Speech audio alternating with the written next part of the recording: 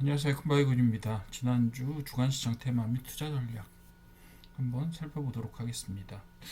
핵심 키워드로는요, 우주항공과 2차 전지 그리고 정책 모멘텀 같은 것들이 있고요. 지정학적인 몇 가지 주제들도 특별히 테마로 많이 떠올랐었습니다. 자, 금주시장의 핵심 드라이버는 뭐였는지 한번 살펴보도록 하죠. 첫 번째로 기술 혁신입니다. 그래서 우주항공하고 AI 구조적 성장 부분들이 계속해서 이야기가 되고 있고, 로봇주는 사실 2월달 들어서는 조금 잠잠하긴 한데, 뭐 그전부터 살짝 잠잠하기는 한데, 로봇주는 사실 조금 너무 많이 올랐어요. 네, 너무 많이 올라서 뭐 예를 들면 어떤 주식은 어떤 주는 물론 이제 그 우리나라 굉장히 유수한 기업의 백그라운드를 갖고 있긴 하지만 지금 PER이 7,500 정도 된단 말이에요.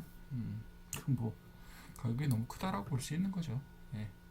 그런 부분들도 있기 때문에 아직은 조금 숨고르기를 하고 있다라는 단계로 보시면 될 것 같고요. 그래서 기술혁 신주들 특히 스페이스X 관련된 뉴스 플로우가 상당히 많이 등장을 했습니다. 이번 주는 전반기에 상당히 강력한 상승세 그리고 후반기에 급락세 뭐 이런 부분들이 교차한 주간이었기 때문에요.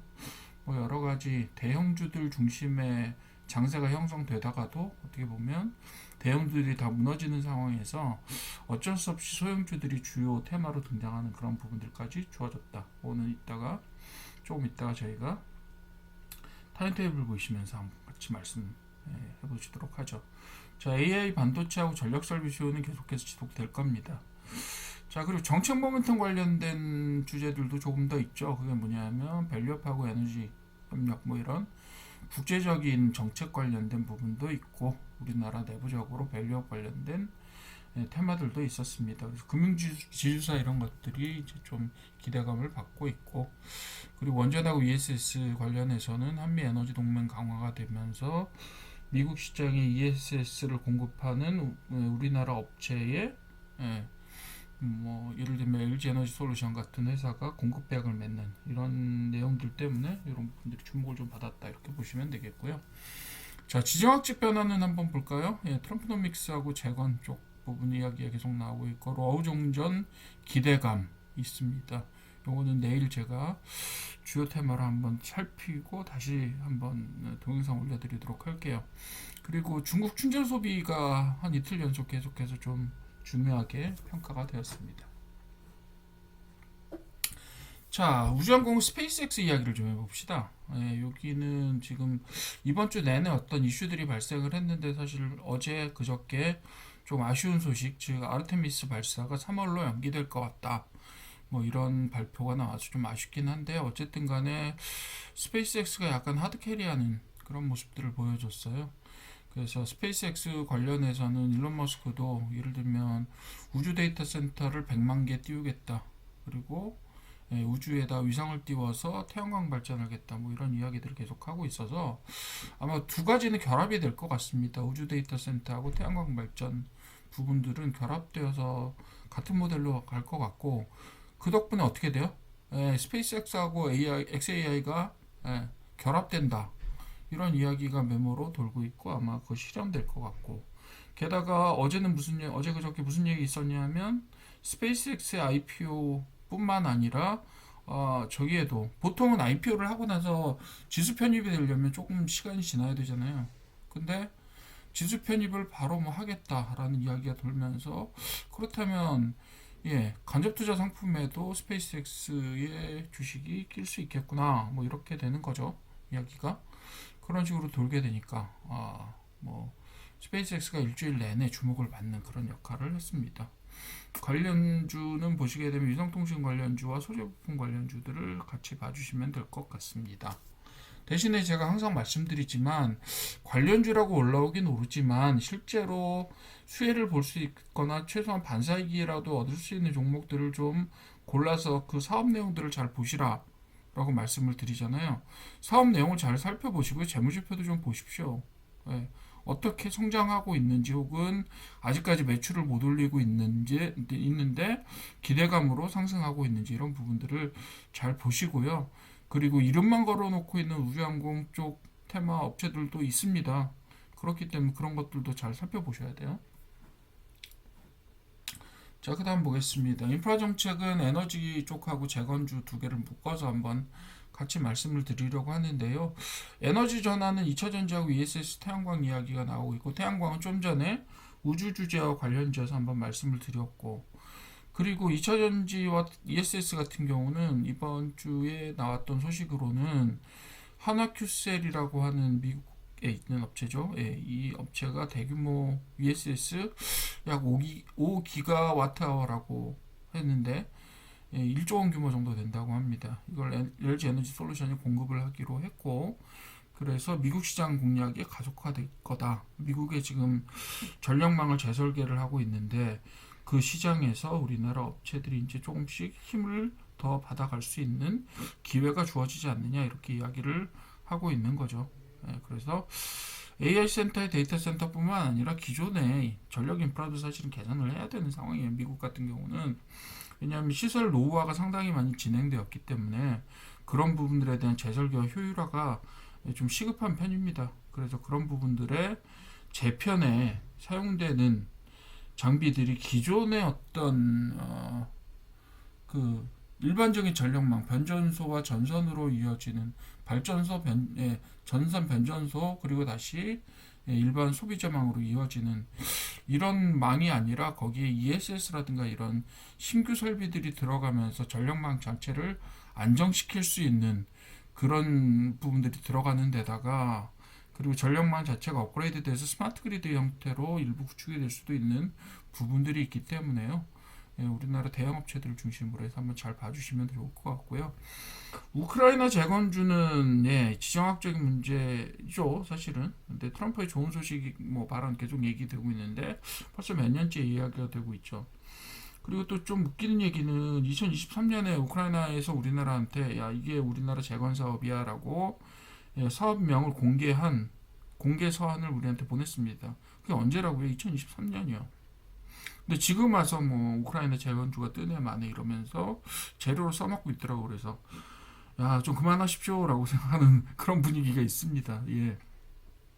어쨌든 간에 러우 종전 3자회담을 재개를 하게 될 거고, 그 측면에서 우리나라의 어떤 회사들 그리고 어떤 방법으로 이 문제를 풀어갈 수 있을지 그건 자세히 한번 나중에 살펴보도록 할게요. 그래서 건설기계하고 모듈러 주택 이런 부분들, 수자원 관련된 것들, 그리고 전력망 같은 것들, 이런 것들이 수요가 될 것 같아요. 일단 계속 보시죠. 6월별 시장 흐름 한번 볼게요. 매일매일 어떻게 변했나 보셔야 되는 거죠. 흐름이 어떻게 되는지. 자, 첫 번째 날은 화장품하고 우주항공이 올랐죠. 테슬라가 아니라 스페이스X죠, 정확하게. 그래, 수출 호조 뭐 이런 이야기들이 나와서 올랐고, 그 다음에 필라델피아 반도체 지수 오르면서 우리나라 그 코스피를 쌍끌이하고 있는 SK하이닉스하고 삼성전자가 오르면서 상당히 많이 올랐던 기억이 납니다. 그죠? 그리고 세 번째로 LG하고 한화의 ESS 계약이 나오면서 2차 전지 에너지 뭐 이런 주목을 받았는데, 목요일부터는 확실하게 약세가 나타나면서 중국 소비나 자산주 같은, 중국 소비는 어떻게 보면 뉴스주고요. 단기성의 뉴스주예요. 이거 2월 23일 되면, 2월 23일이 아니라 춘절이 시작되는, 그러니까 다음 주말부터는 이 재료가 소멸합니다. 네.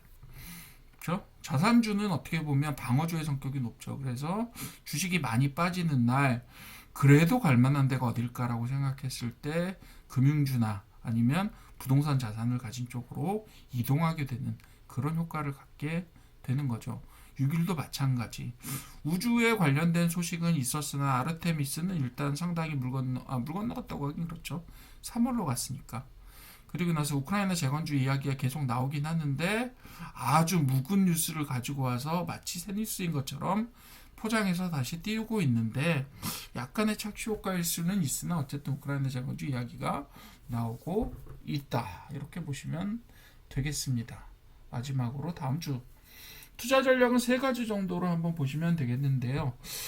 자, 성장하는 즉 우주항공하고 AI 반도체, 그리고 거기에다 전력망까지, 이쪽 부분들이 이제 빅테크이자 성장이자 메가사이클이라고 이야기하는 부분이 되겠고, 성장 우리나라의 코스피나 코스닥이 성장하게 되는 것과 더불어서 혹은 이 그 섹터의 주식들이 오르기 시작하면서부터 아마 성장형으로 우리나라 주가도 좀 뛰어오를 겁니다.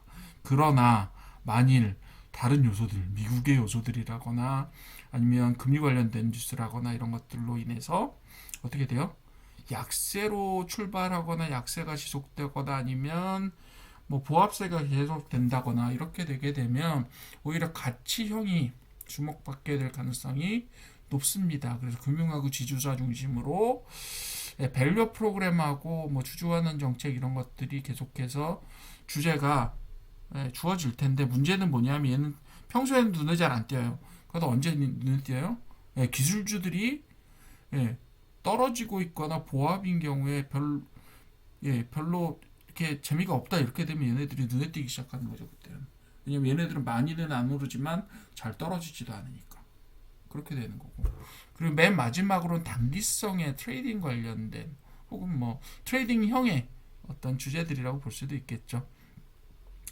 그래서 우크라이나 재건과 중국 소비 쪽이 아마 그런 이야기들이 나올 것 같습니다. 그래서 트럼프가 무슨 이야기를 하느냐, 그리고 그 회담 뭐 이런 것들이 어떻게 진행되느냐에 따라서 계속해서 얘기들이 왔다 갔다 할 겁니다. 그리고 뭐 춘절 관련돼서 어느 업종이 좀 흥할 것 같다 이렇게 되면 그런 이야기들이 나올 거고요. 건설기계, 그 화장품, 여행주 이런 것들을 한번 주목해 주시면 될 것 같습니다. 그래서 세 가지 큰 덩어리로 정리해 볼게요. 공격형이라고 볼 때는 성장형의 AI와 우주항공 쪽 보시면 되겠고, 그리고 약세나 보합이다라고 하면 가치형 보시면 되겠고요. 그 중에 성장형, 가치형 두 축이 방향성이 이렇게 주어진다고 했을 때 그 중간중간에도 그 우크라이나 재건주라든가 중국 소비주 같은 것들이 때때로 주제로 등장할 수 있을 것 같다. 물론 다음 주에 어떤 큰 소식이 터지느냐에 따라 주제는 바뀔 수도 있습니다. 자, 이번 주는 이 정도로 정리를 해보고 다음 주 예측도 이 정도 해보시면 될 것 같네요. 자, 이렇게 하시면 될 것 같습니다. 감사합니다.